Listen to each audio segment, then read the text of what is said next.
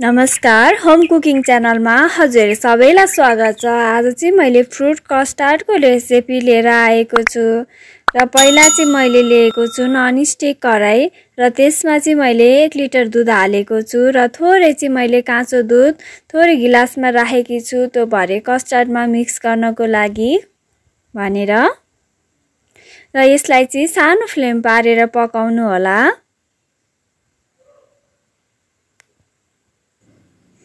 यसलाई टाँसिन पनि दिन हुँदैन, त्यही भएर हजुरले ननस्टिक युज गर्दा राम्रो हुन्छ।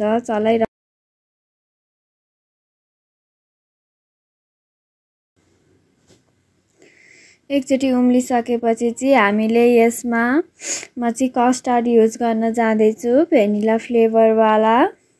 र त्यसको लागि चाहिँ पहिला हामीले काँचो दुध थोरै राख्नुपर्छ।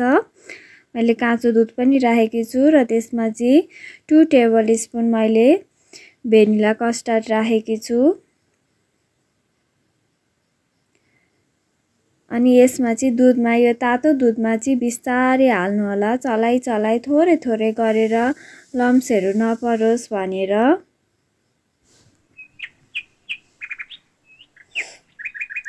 यसलाई चाहिँ चलाइराख्नुपर्छ, साइड साइडबाट सबै निकालिराख्नुपर्छ, त्यो टाँसेको हुन्छ।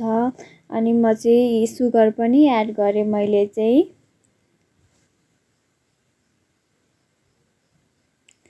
यो सुगर पनि अब दुध हालेपछि धेरै बेर पकाइराख्नुपर्छ, कस्टर्ड फ्लेभरको मिठो हुन्छ। गर्मीमा चाहिँ एकदमै राम्रो हुन्छ, भेनिला एसेन्स पनि युज गर्नु, भेनिला फ्लेभरको एकदम मिठो हुन्छ।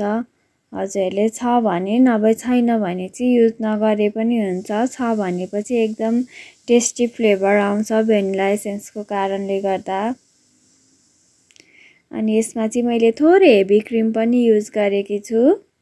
यो चाहिँ अप्सनल हो, हजुरहरूसँग छ भने युज गर्नु, छैन भने युज नगर्नु होला। धेरै पनि चाहिँदैन, थोरै भए पुग्छ। यो चाहिँ बिस्तारै जम्न पनि थालिसकेको छ, अलिअलि गर्दै बाक्लो भइसकेको छ। यो चाहिँ हामीलाई बाक्लो नै चाहिन्छ। यो प्राय जस्तो गर्मी महिनामा एकदम राम्रो हुन्छ। हजुरहरूले हेर्न सक्नुहुन्छ एकदम जमिसकेको छ। यसलाई चाहिँ धेरै बेर पकाउनु पर्छ, तर मिठो चाहिँ मिठो हुन्छ, स्वादिष्ट हुन्छ।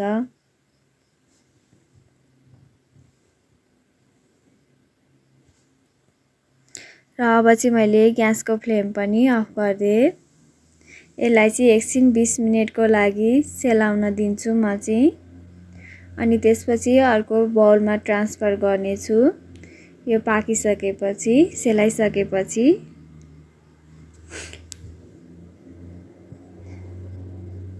हजुरहरूलाई मेरो रेसिपी मन परिरहेछ भने मेरो च्यानलमा सब्सक्राइब गर्न नबिर्सिनु होला। नोटिफिकेसन बेल आइकनमा पनि लाइक हान्नु होला। अनि हजुरले चाहिँ आफ्नो साथीभाइहरूमा सेयर गर्नु होला। अनि यसलाई चाहिँ 20 मिनेटको लागि फ्रिजमा पनि राख्नुपर्छ। मैले चाहिँ फ्रिजबाट पनि राखेर निकालिसकेको छु सेलाइसकेपछि। अनि अहिले चाहिँ येल्लो कलरको भएको छ, हजुरहरूले हेर्न सक्नुहुन्छ चेन्ज यसमा। अब यसमा चाहिँ मैले एप्पल हाल्न जाँदैछु फ्रुटमा। मसिनो गरेर कटिङ गर्नु होला। अनि बनाना, हजुरहरूसँग फ्रुटहरू जे एभाइलेबल छ त्यही हाल्नु होला। अब चाहिँ यसमा अनार, मसँग जे घरमा थियो मैले चाहिँ त्यही हालेको हो, त्यसकै युज गरेको हो। हामीले घरकै सामानबाट बनाउन सकिन्छ सजिलै। हजुरको घरमा जे सामान छ त्यही युज गर्नु होला। धेरै महँगो पनि पर्दैन, नर्मल पर्छ। हेल्दी रेसिपी हो यो चाहिँ, एकदमै वेट लसको लागि एकदम राम्रो हुन्छ। स्किनको फ्रुट सलाद भनेपछि त अब त्यसै नै फाइदा भइहाल्यो आफ्नो बडीको लागि पनि। र यो चाहिँ रेडी पनि भइसकेको छ। म चाहिँ यसलाई केही मिनेटको लागि फ्रिजमा राख्छु अनि त्यसपछि खान्छु। हजुरहरूलाई मेरो रेसिपी मन पर्यो भने लाइक, कमेन्ट, सेयर, सब्सक्राइब गर्न नबिर्सिनु होला।